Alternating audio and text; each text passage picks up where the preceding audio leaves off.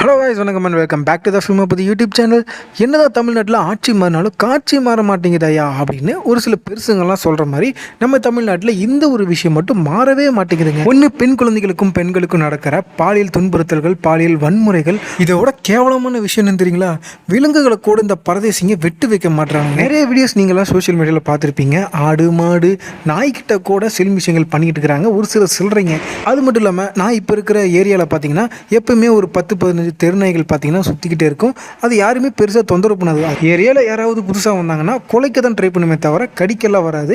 சடனாக ஒரு கொஞ்ச நாளாக ஒரு பாதி நாயை காணுங்க. எங்கே போச்சு என்ன ஆச்சுன்னே தெரியல. நான்லாம் அதுகளுக்கு பிஸ்கெட்டே ஒரு டைம் 2 டைம் என்னமோ தான் போட்டிருப்பேன். அந்த ஒரு டைம் 2 டைம் போட்டதுக்கே எப்போவுமே நான் எங்கே போனாலும் பின்னாடியே வரும், பாதுகாக்க வராங்களாமா. இப்படி என் கூட பாசமாக இருந்தேன் இந்த 15 தெருநாய்களில் பாதி நாய்களை காணும்.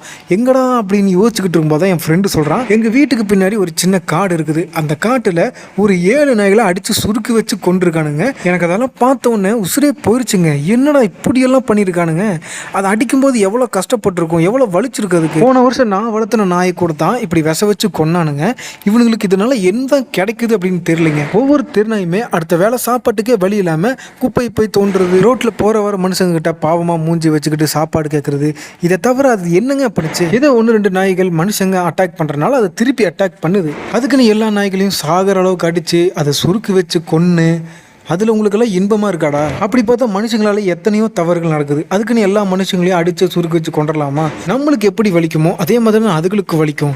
ஸோ அதனால் விலங்குகளுக்கு எதிராகவும் குழந்தைகளுக்கும் எதிராகவும் நடக்கிற இந்த வன்முறைகளை முதல்வர் அவர்கள் கண்காணிக்கணும்.